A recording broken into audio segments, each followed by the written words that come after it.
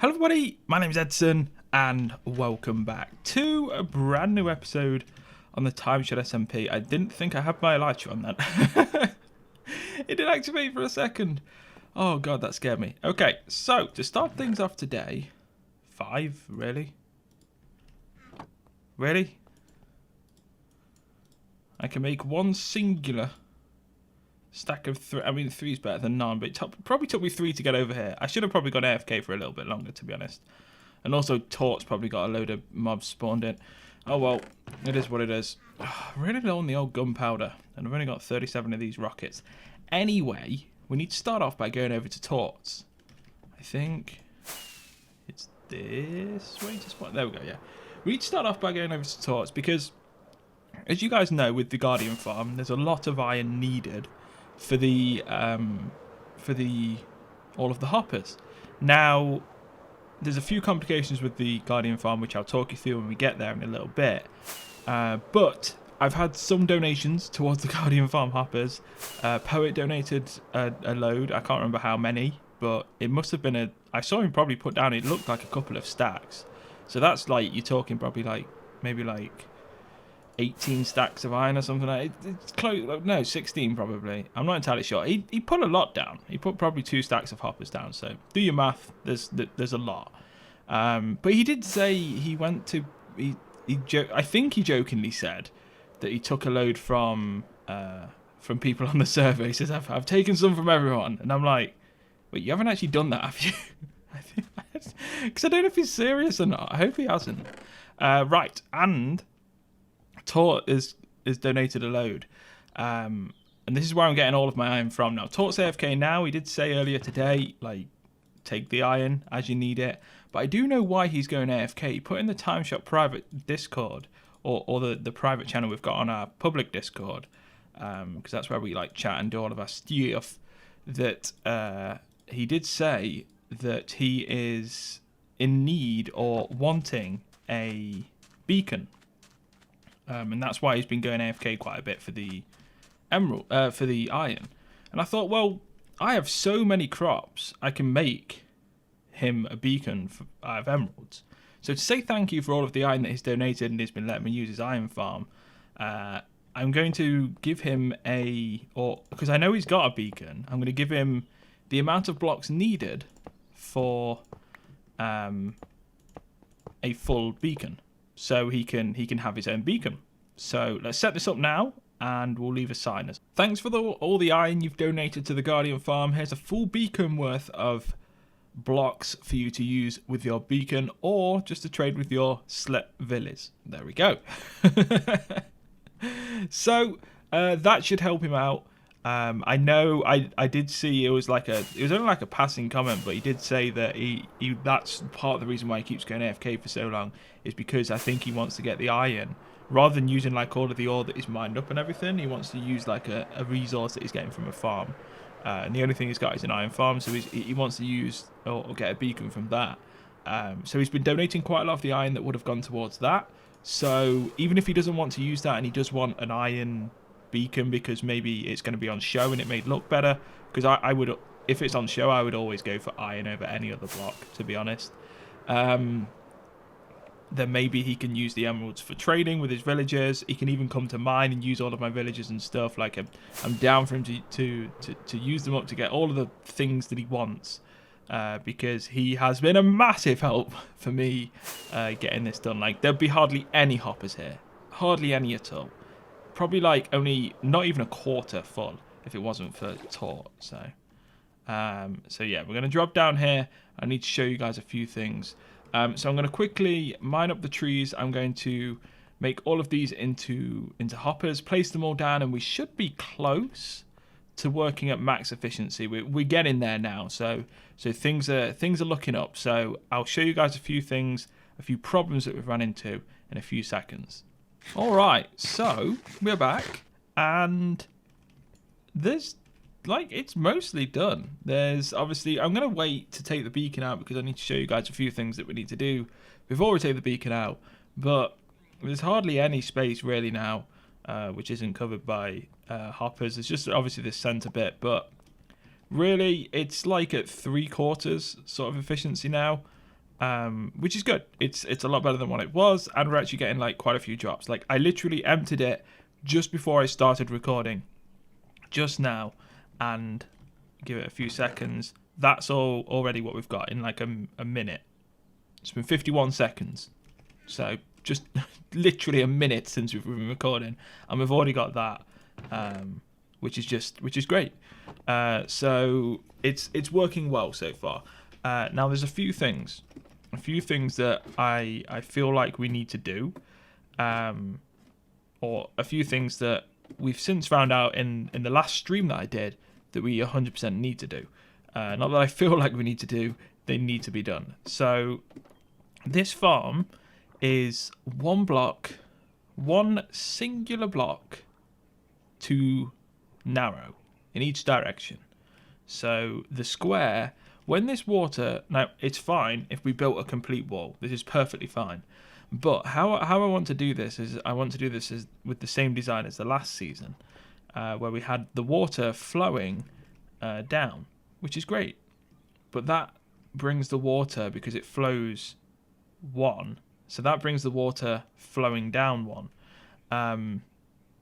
So it then means guardians can spawn on the flowing down water because it's one in. So guardians spawn on the water wall, which obviously wrecks the farm's efficiency. It means that we're not protected, and it just breaks the whole thing basically. So if we want to do that, and I do want to do that, we have to extend the farm. Now, I've decided when I'm doing this, rather than just extending it by one, which would be the simple, easy thing to do, I've decided to extend it by a fair distance. 6 to be exact, I think. I think it's 6. Hold on. Yeah, 6 blocks. So we're extending it by 6 blocks because then we have a bigger space down here. Because I want to have sort of like greenery around the sides. I want to have grass around the sides. So I have a bigger space down there. And also, it means I re-see where all of the caves are. Now, there's a reason that I want to re-see where all of the caves are. And that's because the efficiency on this farm could be a lot better, basically. Now, if you watch this,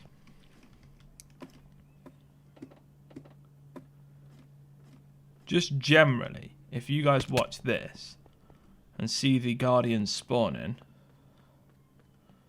so there goes 1, 2, and we'll get like the odd like 3, maybe even 4 spawn. There's a 3 spawn, and obviously the quicker they die, the faster they spawn, so on and so forth.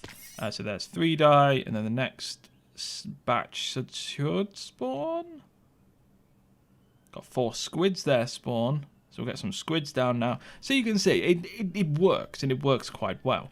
A lot more efficient than the last one. But if we head over, this is where I'm basing this design off. If we head over to our Patreon world, my Patreon server, and I'll just have to quickly say hello to these, but we'll head over to here, and I'll quickly show you guys something. So here we go.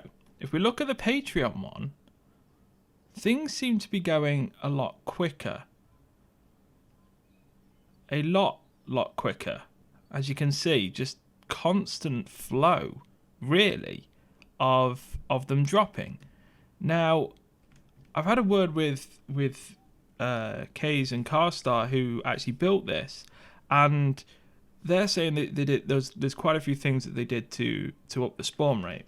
Number one, I think, now they didn't actually say this, but I think the fact that they've got a bigger water space, that's how more can spawn. So 1, 2, 3, 4, 5, 6, 7, 8, 9, 10. I think it's 11 blocks they've got. I think we've only got a 5, maybe. I think a 5 block spawning radius. Now, I'm not going to make the farm any lower because I feel like it's low enough. But I think we can maybe add a couple more layers of water just to make it that little bit extra more efficient. But also, one of the big things they did was they went, and it's sort of like you can see in this area here. So you can see this wall that was built. Now, they filled a lot of the surrounding caves around this farm in. They've just completely filled them in. Now the reason they did this was because any mob count that is spawned in messes with the farm. Now we've got like abandoned mine shafts, we've got loads of stuff. Like there's so many caves connecting to the Guardian farm on TimeShot that they just need to be filled in, and the efficiency will be so much more. Even if it only just like ups it just slightly with these like few things, it will make the farm so much more efficient for everyone on TimeShot. So yeah, there's a few things we need to do. I'm going to be streaming very soon as I'm recording this, so I'm going to nip back onto TimeShot, one more cut, and I'm going to explain a few things that I'm going to do during the stream, and then hopefully we'll have a big update after the stream. So one more cut. Hold on 1 second. Okay, so I should also note, look how close I am to 100 levels. I've never managed to get 100 levels in Minecraft before in survival, so I'm really looking forward to hopefully finally getting that 100 levels mark. I'll probably die like straight after or something, or someone will come and kill me, but I really want that 100 levels. Anyway, what we need to do is we need to extend this by 6. So the first step is the sand all around the sides. And you can see I'm starting to work on that. Then we need to place sand in. We need to get rid of the sand. We need to mine it down to the seabed floor. Then we need to mine it down completely to the floor of the Guardian farm. Now, when we do that, we're going to leave all of the caves open for now. I may just place like glass there or something, just so I can see where the caves are. Then we're going to go back, and for the first like 30 to 40 blocks, I think, maybe even 50, we'll completely fill them in. I mean, completely fill them in. Block for block, nothing can spawn. That means hopefully we don't have any issues in terms of like stuff spawning in and affecting the count. And also, I think we're going to make this 2 layers maybe. I'm not entirely sure. I think the drop at the minute is 40, and I think it's around 36 to kill them. I'm not entirely sure what the drop is to kill them, so I'm going to have to possibly test that. We can leave the water as it is, honestly, but I feel like we can probably get away with a couple more levels of water, but I think I may actually just leave that. I'm more bothered about the caves more than anything, and obviously making this so the Guardians can't spawn when we do the walls. So I've got a lot to do. Going to be streaming soon, so you guys will join back after the stream, and hopefully a lot more progress will have been made. Alright, welcome back. It has been pretty much almost a week since I last recorded on TimeShot. It's been insane. As you can see, this place is pretty much filled with hoppers. We've got hardly any left. Tort and Poet have been very good in donating. Poet's been actually mining quite a lot of iron. He's been having some mining sessions. Tort's been going AFK for me, and they just keep coming back and adding more. And we're so close to having this full. We're close to basically filling everything apart from the beacon, but there's a lot that I need to update you guys on. So we did the stream, and we worked out a few things. And I should probably head up here first. So we were talking about, because I was talking with the people that sort of designed the one on Bookcraft. They were watching the stream. Bookcraft being my Patreon server. They were watching the stream, and they were telling me like all the things that I should and shouldn't be doing. And basically, the water, it doesn't matter. It doesn't matter what the level is, they'll still spawn the same. The reason it seemed a little bit slow is because other people were on the server. And when I checked the Bookcraft one, other people weren't on the server. So that's why it seemed a little bit faster on Bookcraft in that sense. But it is faster, the Bookcraft one is faster because all of the, and as I was saying in the previous cut, all of the, I think it's 128 blocks. So all of the mine shafts, all of the caves and everything that are connecting to this wall, for 128 blocks, I think they lit them up or something like that. And that means like nothing is spawning. absolutely nothing. So that increases the spawn rate there. So we did a little bit of work. We still need to do these 2 sides of sand. But when we got to this, they were saying like, how are you going to clear the water and stuff like that? Because I didn't really have the sand to do it, and I'd have to like keep like doing it in layers and then just like destroying it.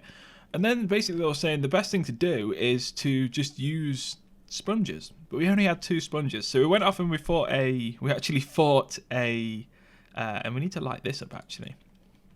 We fought a Guardian Temple, took it on by myself, which was quite big for me because I've never actually taken one on and actually beaten it myself solo before. So it was actually quite a lot of fun during the stream. But this is where we've been left off. We tested this out and it is so much quicker to do the sponges. So you sort of like lock it off into sections of 5 and you just randomly place them as you go down. Collects all the water and then we'll just have to destroy them at the bottom. So what we're going to do is, for the rest of today's episode, I'm going to work on this. So we need to get this beacon out of here, which means we need to do this, which means we need to start doing lots of meaningless work. So let's do it. We're going to take all of the sand that we have, all of the gravel that we have. We're going to complete these 2 walls, this wall and that wall. We're going to lock every single thing off in 5 sections, and you guys will join me back at that point when we've locked off sections of 5 around this place, and we will then slowly, I'll show you how I do the sponges, and then I'll go off and do that in a different cut as well. So yes, let's do this. Let's get this ready. Let's start making this place a little bit bigger. Alright, so I've been hard at work, and all of the sides bar this one over here has a complete sand wall. I've run out of sand, and I was actually doing some of the, as you can see over there, some of the water clearing. This side's still got a lot to do.